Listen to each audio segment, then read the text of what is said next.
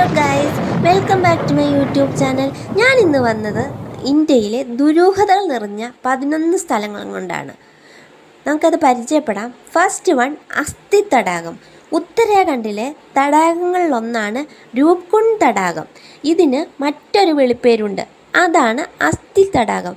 വർഷത്തിൽ പകുതിയിലധികം സമയവും മഞ്ഞിൽ പുതഞ്ഞ് തണുത്തുറഞ്ഞു കിടക്കുന്ന ഇവിടെ 1942 തടാകത്തിൽ ഒരു കൂട്ടം അസ്ഥികൾ കണ്ടെത്തുന്നത്.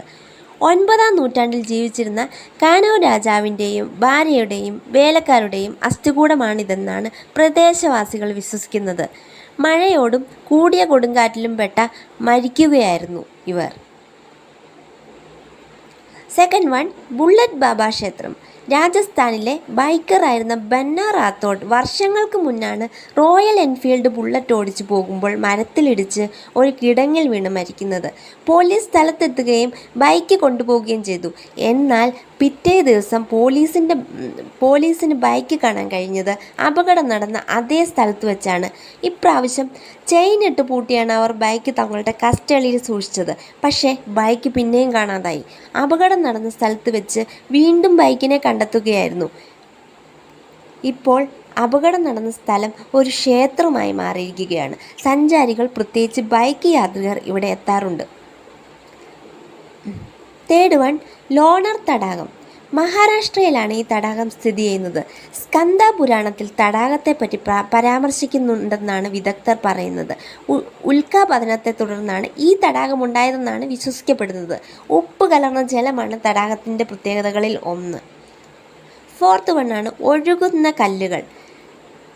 രാമസേതു പാലത്തിൻ്റെ അവശേഷിപ്പുകൾ എന്ന് കരുതുന്ന ചില കല്ലുകൾ തമിഴ്നാട്ടിലെ രാമേശ്വരത്തിനടുത്ത് നിന്ന് കണ്ടെത്തുകയായിരുന്നു.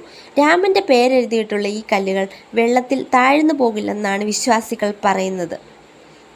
ഫിഫ്ത്ത് വണ്ണാണ് പൊങ്ങാങ്കല്ല്. മുംബൈയിലെ ഖമർ അലി ദർവേഷ് പള്ളിയിൽ ഒരു കല്ലുണ്ട്. 200 കിലോഗ്രാം തൂക്കമുണ്ട് ഈ കല്ലിന്. വിശേഷ ദിവസങ്ങളിൽ പള്ളിയിൽ വിശുദ്ധൻ്റെ നാമം ഉച്ചരിച്ചുകൊണ്ട് 11 പേർ ഒന്നിച്ച് തങ്ങളുടെ ചൂണ്ടുവിരലിലാണ് കല്ലുയർത്താറ്. വിശുദ്ധൻ്റെ നാമം ഉച്ചരിക്കാതെ പലരും കല്ലുയർത്താൻ ശ്രമിച്ചിട്ടെങ്കിലും ഇത് ഇവരെ നടന്നിട്ടില്ലെന്നാണ് വിശ്വാസികൾ പറയുന്നത്. സിക്സ്ത് വൺ, വാതിലില്ലാ വീടുകൾ. മഹാരാഷ്ട്രയിലെ ഷിഗ്നാപൂരിലെ ഗ്രാമത്തിലെ വീടുകൾക്ക് വാതിലുകളില്ലാത്ത വീടുകളുള്ള ഇന്ത്യയിലെ ഏക ഗ്രാമമാണിത്. വീട്ടിനുള്ളിൽ തങ്ങളുടെ വിലപ്പെട്ട ഒരു വസ്തുവും ഇവർ പൂട്ടി സൂക്ഷിക്കാറില്ല. ഷാനി ദേവതയുടെ അധീനതയിലാണ് തങ്ങളുടെ വീടുകളെന്നും ആരെങ്കിലും മോഷണത്തിന് ശ്രമിച്ചാൽ ദേവത ഇവരെ ശിക്ഷിക്കുമെന്നാണ് ഗ്രാമവാസികൾ വിശ്വസിക്കുന്നത്. സെവൻത് വൺ, വിസാ ക്ഷേത്രം. കാറ്റിലും കടലിനും അഗ്നിക്കും വരെ ഇന്ത്യയിൽ ദൈവങ്ങളുണ്ട്. എന്തുകൊണ്ട് വിസയ്ക്ക് വേണ്ടി ഒരു ദൈവം ഉണ്ടായിക്കൂടാ? ഒരു കാമുകനെ കിട്ടാനോ ഒരു ജോലി കിട്ടാനോ ഇന്നത്തെ കാലത്ത് വലിയ ബുദ്ധിമുട്ടൊന്നുമില്ല, എല്ലാവർക്കും അറിയാവുന്ന കാര്യമാണല്ലോ. എന്നാൽ ഒരു വിസ ശരിയായി കിട്ടാൻ നല്ല ബുദ്ധിമുട്ടാണ്. ഹൈദരാബാദിലെ ചിൽക്കൂർ ബാലാജി ക്ഷേത്രം അറിയപ്പെടുന്നത് വിസാ ക്ഷേത്രം എന്ന പേരിലാണ്. വിസ ശരിയായി കിട്ടാൻ വേണ്ടി മാത്രമാണ് ഇവിടെ വന്ന് ആൾക്കാർ പ്രാർത്ഥിക്കാറുള്ളത്. എയ്ത്ത് വണ്ണാണ് ലേ പക്ഷി ക്ഷേത്രം. തെക്കൻ ആന്ധ്രാപ്രദേശിലാണ് ഈ ക്ഷേത്രം. 70 തൂണുകളാണ് ഈ ക്ഷേത്രത്തിനുള്ളത്. ഇതിൽ ഒരു തൂണ് തറയിൽ തൊട്ടല്ല നിൽക്കുന്നത് എന്നതാണ് ഇതിൻ്റെ പ്രത്യേകത. സഞ്ചാരികളെ വളരെയധികം ആകർഷിക്കുന്ന ഒന്നാണിത്. പലരും തുണിയും കമ്പുകളും ഇതിനടിയിലൂടെ കടത്തിവിട്ട് ഇതിൻ്റെ ആധികാരികത പരീക്ഷിച്ചു നോക്കാറുണ്ട്. സഞ്ചാരികളുടെ പ്രിയപ്പെട്ട ഇടങ്ങളിൽ ഒന്നാണിത്. 9th വണ്ണാണ് പക്ഷികളുടെ ആത്മഹത്യാ കേന്ദ്രം. എല്ലാ സൂര്യാസ്തമയങ്ങളിലും നൂറുകണക്കിന് പക്ഷികൾ അസ്സാമിലെ ജെറ്റിങ്ങിലേക്ക് പറന്നെടുക്കും. കൂടെ ഇണയാനല്ല, മറിച്ച് മരണത്തിലേക്കാണ് ഇവ പറന്നെടുക്കുന്നത്. കെട്ടിടങ്ങളുടെ നേർക്ക് പറന്നിടിച്ച് ചത്തു വീഴുകയാണിവ. വെളിച്ചത്തിൻ്റെ നേർക്ക് പറന്നെടുക്കുകയാണ് ഇവയെന്ന് ചില ശാസ്ത്രജ്ഞർ പറയുന്നത്. അസ്സാമിലെ നാഗ വിഭാഗത്തിൽപ്പെട്ടവർ ഈ പ്രദേശങ്ങൾ ജൈൻറ്റിയ വിഭാഗത്തിൽപ്പെട്ടവർക്ക് വിൽക്കുകയായിരുന്നു.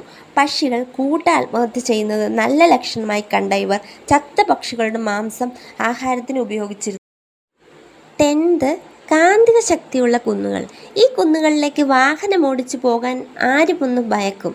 കാരണം ഇവിടെ എത്തുന്ന വാഹനങ്ങൾ സ്വയം കറങ്ങാറുണ്ടത്രേ. ലഡാക്കിലാണ് ഈ ഭീകരൻ കുന്ന് സ്ഥിതി ചെയ്യുന്നത്.